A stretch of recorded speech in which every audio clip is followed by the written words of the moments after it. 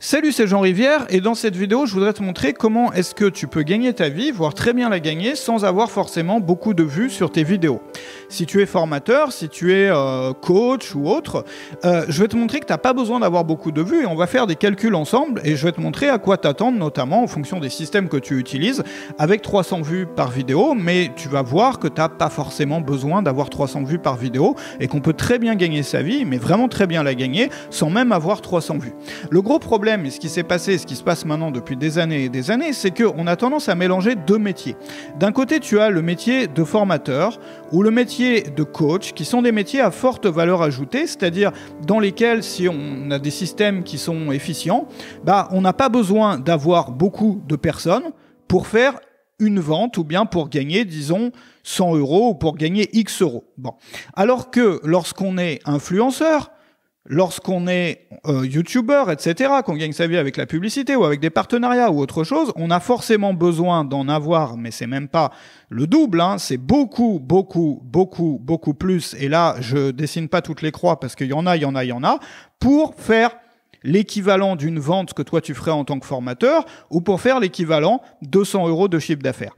Et donc, du coup, il est bien évident que les deux systèmes où les deux métiers ne sont pas comparables sur le plan des vues. Ça paraît évident, mais il faut quand même le rappeler parce qu'on a souvent tendance à croire qu'on n'y arrivera pas. Il y a beaucoup de personnes qui débutent dans ce métier qui sont découragées parce qu'elles essayent de faire quelques vidéos, ça fait juste quelques dizaines de vues et c'est pas encourageant parce qu'elles se disent, moi, passer de plusieurs dizaines de vues à plusieurs dizaines de milliers de vues, ça va être du boulot, ça va prendre des années, je sais pas comment faire, etc.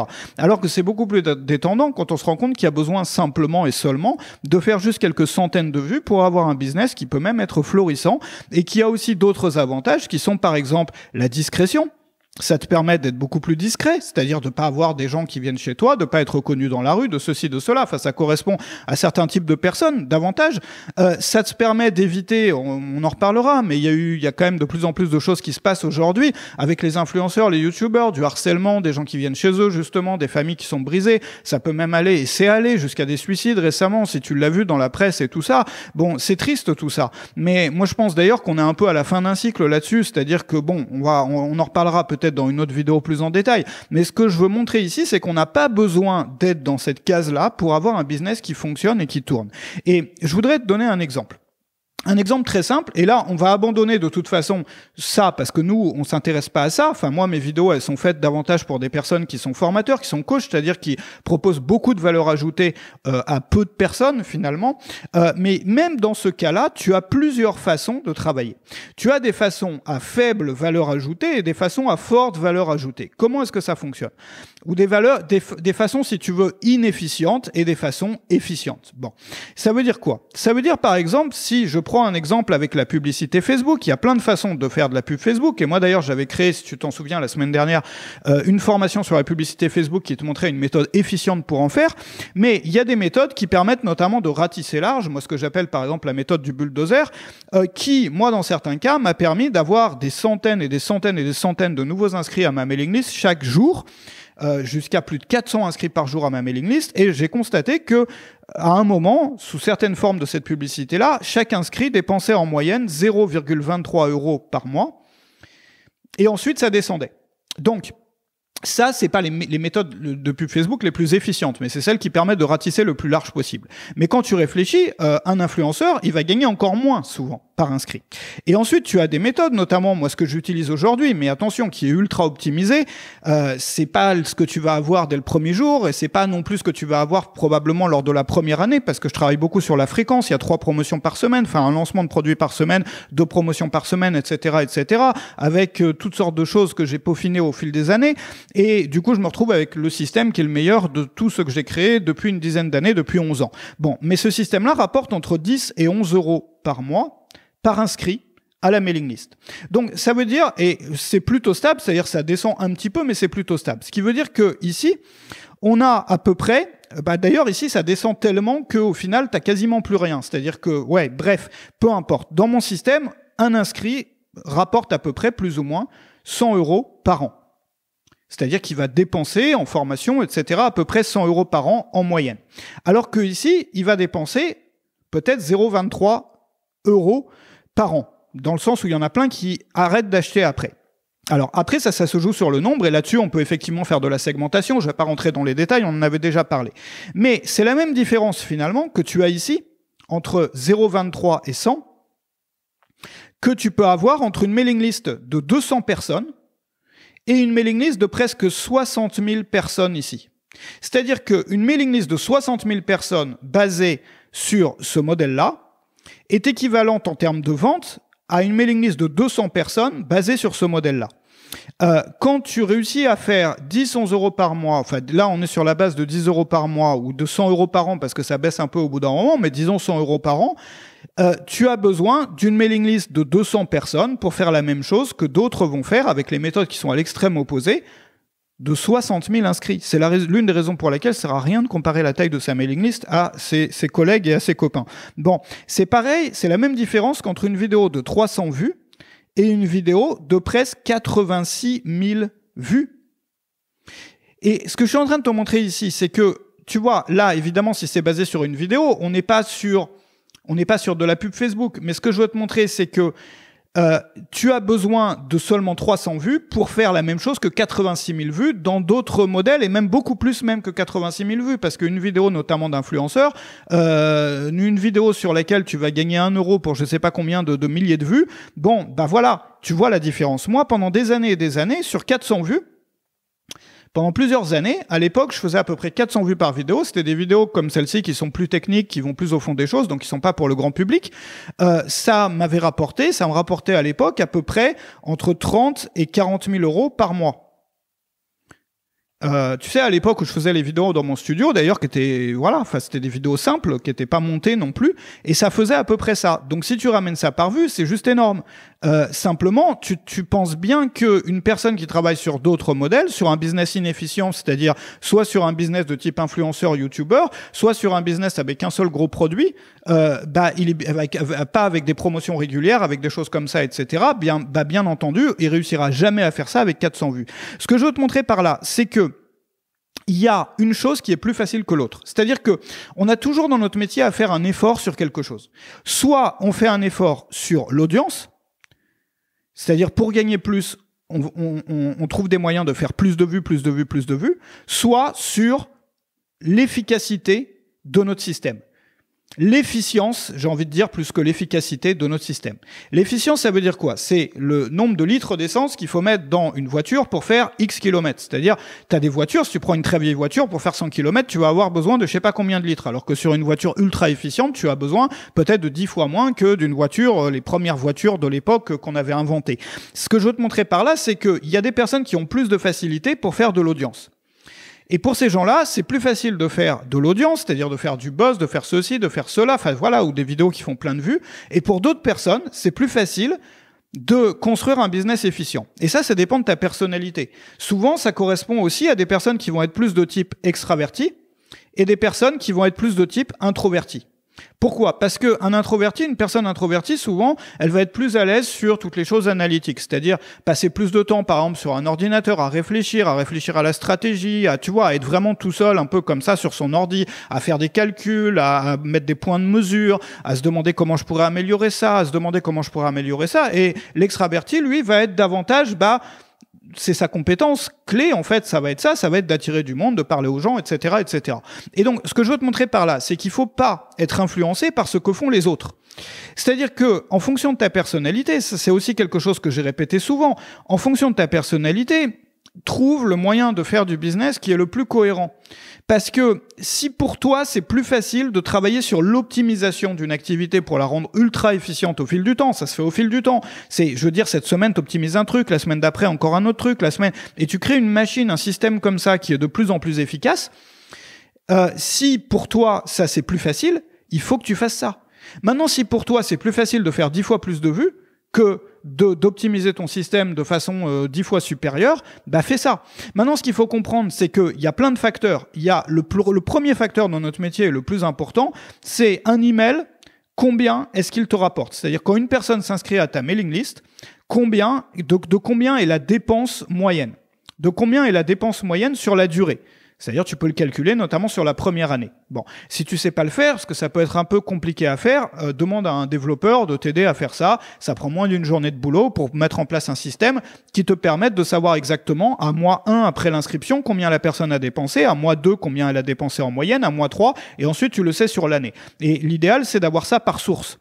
C'est-à-dire savoir les personnes qui viennent de tes vidéos YouTube, combien elles dépensent au mois 1, mois 2, mois 3, etc. Les personnes qui viennent de ton compte Instagram, les personnes qui viennent de telle campagne de pub ou de telle approche de la publicité. Ne mélange pas toute la pub dedans parce qu'encore une fois, il y a des moyens plus ou moins efficients. Je t'avais montré sur ma formation sur la publicité Facebook notamment un moyen qui te permet d'avoir des personnes qui vont être davantage de ce côté-là que de ce côté-là tout en utilisant la pub Facebook, mais c'est par un moyen un petit peu détourné qui nous permet de faire de l'ultra ciblage. Donc c'est important de pouvoir comparer ça. C'est-à-dire de savoir les gens qui sont inscrits via mes vidéos YouTube, de combien est la dépense moyenne. Ensuite, les gens qui sont inscrits via la stratégie d'acquisition numéro 2 que j'ai employée, par exemple la pub Facebook sous telle stratégie, ma stratégie 1, ensuite la pub Facebook stratégie 2, ensuite ça peut être encore autre chose, et tu sais exactement, et donc tu peux comparer. Parce que tu vas te rendre compte, et ici, on est sur les deux choses que je t'avais montré là, on est à 286 fois plus. J'avais fait les calculs avant de faire la vidéo. Donc, on a des types d'inscrits, et moi, je me suis rendu compte qu'il y a des types d'inscrits qui rapportent 286 fois plus. 286 fois plus, c'est énorme. C'est ça qui te permet de passer, d'avoir les mêmes résultats avec une mailing list de 200 personnes que d'autres vont avoir avec une mailing list de 60 000 personnes. C'est ça qui te permet d'avoir les mêmes résultats avec 300 vues que d'autres peuvent avoir avec jusqu'à 86 000 vues. Donc, tu vois, l'idée, c'est de te demander, est-ce que c'est plus facile pour toi d'avoir 286 fois plus de vues ou d'avoir un système qui te permet d'être beaucoup plus efficace sur efficient, si tu veux, sur les ventes, les promotions, etc., etc. Donc, c'est une question qui est importante à se poser. Bien entendu, il y a plein d'autres facteurs. Là, je simplifie un petit peu, évidemment, parce que sinon, la vidéo, elle serait chiante. Mais tu peux pas, par exemple, 2 fois plus d'audience, c'est jamais équivalent à un système 2 fois plus efficient. Parce que il te suffit pas d'avoir 2 fois plus d'audience pour gagner 2 fois plus. C'est jamais le cas ou quasiment jamais le cas. Pourquoi ? Parce que à mesure que tu vises plus de monde, tu vas devoir diluer ton message. C'est-à-dire que si moi je voulais viser 10 fois plus de personnes dans mes vidéos, et je l'ai fait, j'ai des vidéos qui étaient adressées à un public plus large, bah tu vas devoir parler, tu peux pas parler des mêmes sujets. Tu es obligé de parler de choses beaucoup plus grand public. Parce que du coup, il y a plus de monde. C'est-à-dire les gens qui sont à fond dans le sujet, il y en a pas beaucoup. Donc tu es obligé de toucher plus de monde. Mais du coup, les vrais, ceux qui dépensent le plus, qui sont à fond dans le sujet, vont être, tu vois, ça va pas les intéresser, les trucs grand public, comment gagner de l'argent, comment devenir riche, comment s'acheter une Lamborghini, tu vois, ça les intéresse pas. Et donc du coup, tu vas te séparer des personnes qui sont les meilleurs clients potentiels pour toi pour viser plus de monde. Et les nouvelles personnes que tu vises vont dépenser beaucoup moins. Donc c'est la raison pour laquelle souvent c'est pas vrai. C'est pas en ayant 2 fois plus d'audience qu'on gagne 2 fois plus. Par contre, en optimisant son système pour le rendre 2 fois plus efficient, là oui, on gagne 2 fois plus. Donc ce qu'il faut te demander, c'est est-ce que c'est plus facile pour toi de multiplier ton audience par 3 à 5, souvent c'est même plus que ça, plutôt que de rendre ton système 2 fois plus efficient si tu veux doubler ton business. Tu vois? Et puis, donc, comme je te disais, la première des choses, c'est ça. C'est quelle est la dépense moyenne de chaque personne qui s'inscrit à ta mailing list. Ensuite, c'est de savoir, notamment si tu fais des vidéos, quel est le pourcentage de vues qui se transforment en inscrits. Une fois que tu sais combien un inscrit te rapporte en moyenne. Tu vois, ces calculs-là, faut les faire dès le début parce que c'est ça qui va orienter toute ta stratégie. C'est ça qui va te permettre de savoir avec combien de vues, toi, est-ce que tu peux vraiment bien gagner ta vie. Donc, te demander, ne vise pas 10 € par inscrit, vise 4 €. 4 €, c'est bien quand on démarre. Vise 4 €, c'est bien pour une personne qui démarre. Et ne te base pas sur tes anciens inscrits à ta mailing list parce qu'il y a des gens qui sont là depuis des années, qui ouvrent même plus les emails et tout. Base-toi sur les nouveaux, ceux qui s'inscrivent maintenant. Ton premier objectif, c'est de monter jusqu'à 4 €. Bon, par mois en moyenne. Hein, je te parle par mois. Bon, donc à peu près, voilà, enfin 48 € par an par inscrit, c'est déjà un bon départ. Et après, tu auras tout le temps d'optimiser. Disons 50 € pour arrondir. Donc, débrouille-toi pour que chaque inscrit en moyenne te rapporte 50 €. Ensuite, quand tu fais des vidéos, regarde quel est le pourcentage de personnes qui regardent ta vidéo qui s'inscrivent si tu utilises la vidéo comme outil d'acquisition. Et donc, souvent, là, de la même façon, c'est plus facile de multiplier par 2 le pourcentage des gens qui voient une vidéo qui s'inscrivent que de multiplier par 2 tes vues. C'est toujours plus facile. Il te suffit de tester des appels à l'action différents, des méthodes ou des choses que tu leur donnes en contrepartie d'une inscription qui sont différents, etc., etc. Donc tu testes. Et regarde, c'est toujours l'option, regarde, l'astuce vaut toujours mieux plus que enfin, ma phrase n'est pas française. Mais beaucoup de gens cherchent des méthodes qui sont basées sur la force. C'est-à-dire, j'ai un système complètement inefficient, mais je vais bourrer dedans. Je vais pousser pour faire le plus de vues possible, mais derrière, ton système n'est pas efficace. C'est comme si tu rajoutais de l'essence dans une voiture, alors que tu aurais pu optimiser le moteur et mettre beaucoup moins d'essence. Et donc, tu vois, par exemple, ici, le fait de multiplier par 2, de trouver un moyen de faire en sorte que les gens qui regardent tes vidéos s'inscrivent 2 fois plus, c'est-à-dire qu'au lieu d'en avoir, je sais pas, beaucoup de gens, ils vont avoir 1%, ce qui est pas beaucoup, mais c'est un peu la base dans notre métier, de gens qui regardent la vidéo, qui s'inscrivent. Si tu peux passer à 2%, déjà, c'est beaucoup mieux. Si tu peux passer à 5%, c'est un truc de fou, etc., etc. Si tu arrives à passer à 2%, déjà, c'est comme si tu avais eu 2 fois plus de vues. Si tu arrives à passer à 5%, c'est comme si tu avais eu 5 fois plus de vues. Et ça, c'est beaucoup plus facile à tester. C'est beaucoup plus facile. Parce que il te suffit de tester dans chaque vidéo un appel à l'action différent et de voir lesquels marchent le mieux. Tu vois, donc c'est une approche systématique comme ça qu'il faut mettre en place. Donc une fois que tu as ça et une fois que tu as ça, tu te rends compte que les vues, c'est ce qui intervient en dernier, en absolu dernier.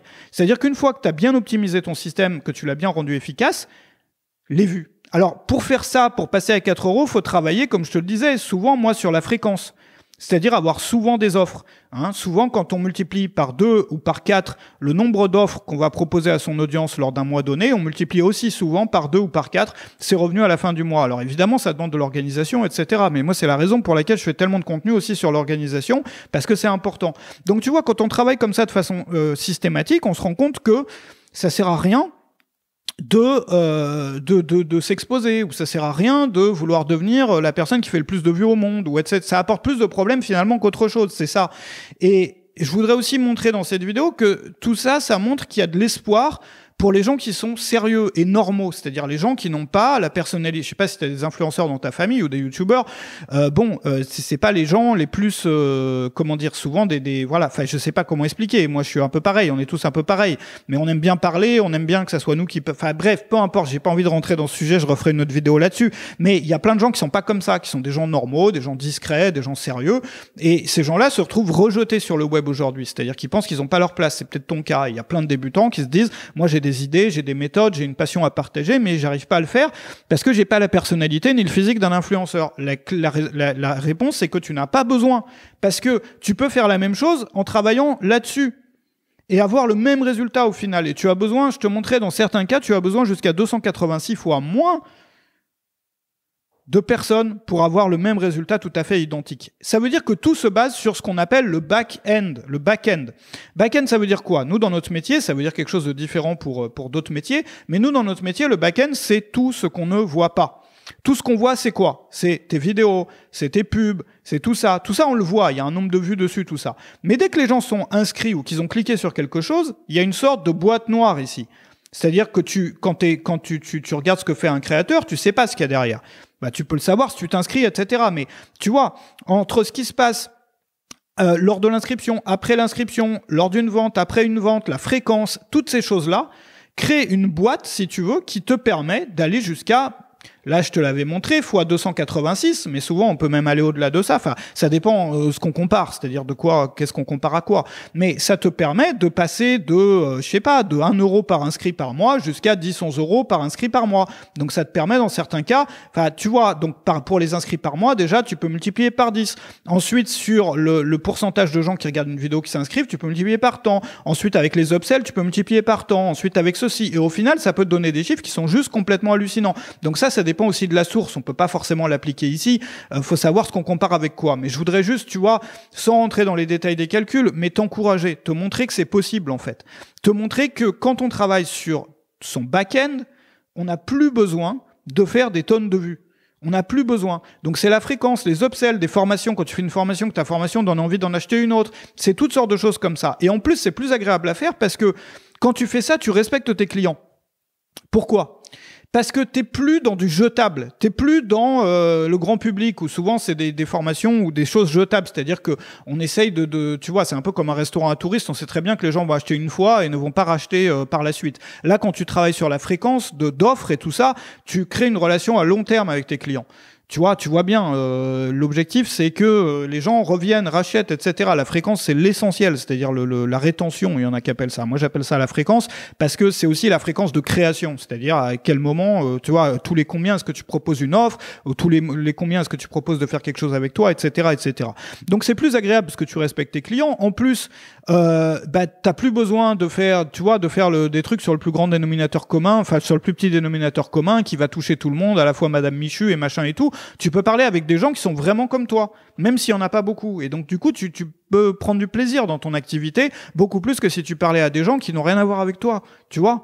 Donc moi, je voudrais te montrer qu'il y a de l'espoir. Et si tu veux mettre tout ça en place, si tu veux apprendre à le faire, je t'ai créé une formation qui s'appelle Backend Warrior. Donc c'est comment devenir un guerrier du backend. De créer un système comme ça.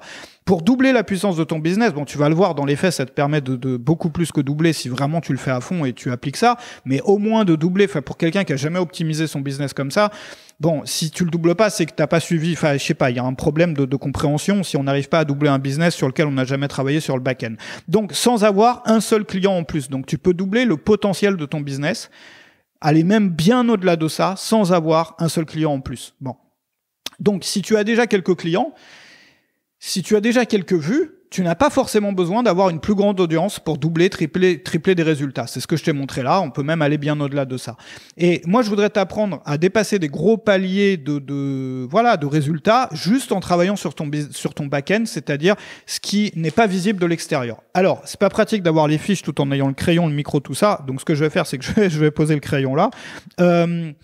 Cette formation, elle se trouve, donc si tu es sur YouTube, tu as un lien dans la description et dans le premier commentaire qui te permet d'y accéder. Et si tu es sur mon site, ça se trouve juste en dessous comme d'habitude. Tu vas avoir la méthode exacte à recopier pour faire des ventes à répétition. Donc c'est la seule façon de faire cartonner une activité discrète, c'est-à-dire une activité dans laquelle il n'y a pas beaucoup de vues.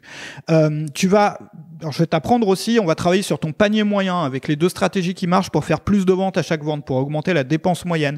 Comment créer des produits qui vendent d'autres produits, c'est-à-dire que chacun de tes produits donne envie d'avoir encore un autre produit. La méthode des abonnements synergiques pour ajouter, alors rien que cette méthode-là, elle te permet, si tu l'appliques comme je vais te le montrer, bon après il faut vouloir le faire, mais c'est simple à faire. Mais si tu veux proposer un abonnement, tu peux doubler ton chiffre d'affaires à partir de maintenant. Donc ça s'appelle la méthode des abonnements synergiques qui te permet d'ajouter des revenus récurrents à ton activité. Tu as aussi un modèle de back-end à l'américaine qui a triplé le chiffre d'affaires de pas mal de formateurs. Tu as plein de choses finalement qui te permettent de créer cette machine-là. Donc si c'est quelque chose qui t'intéresse, regarde ça. Et sinon, fais-le par toi-même. Mais moi, j'ai développé tellement de techniques au fil des années pour ça que ça serait dommage de passer à côté. Donc regarde ça, pense bien à ça, et si ça peut te rassurer sur le fait que tout n'est pas sur les vues, que les vues ne font pas tout, qu'il y a des métiers différents, qu'il y a des personnalités différentes, qu'il y a des gens qui sont, tu vois, qui ont plus de facilité à optimiser un back-end. Il y a aussi le fait que ça soit systématique. Moi, j'aime bien quand les choses sont systématiques. C'est-à-dire, optimiser un back-end, on sait que c'est faisable. Enfin, je veux dire, il suffit de mesurer les trucs et de tester des choses pour améliorer chaque point, tu vois. Alors que faire 10 fois plus de vues, bon, bah, il y a une grosse part de hasard dedans, hein. Il y a une grosse part de hasard, beaucoup plus que dans quelque chose qu'on peut mesurer, où on peut tester chaque semaine des choses nouvelles et tout. Donc voilà, si tu as du mal avec ça, commence par là et je te retrouve sur la formation de l'autre côté. Abonne-toi à la chaîne YouTube si tu veux voir plus de vidéos comme ça qui peuvent te donner des idées, parce que j'en fais 3 par semaine, surtout sur plein de sujets, l'efficacité, enfin plein de choses, mais ça s'adresse aux formateurs, principalement aux formateurs et aux gens qui veulent le devenir. Et je t'ai mis 2 autres vidéos qui s'affichent maintenant, comme d'habitude, une vidéo qui est la toute dernière que tu avais peut-être ratée, et encore une autre vidéo qui est proposée par YouTube. Je te remercie d'avoir été là aujourd'hui. Je te envoie tous mes vœux de succès pour booster ton business en travaillant sur le back-end et pas que sur les vues. Et je te retrouve très bientôt. Salut chez toi.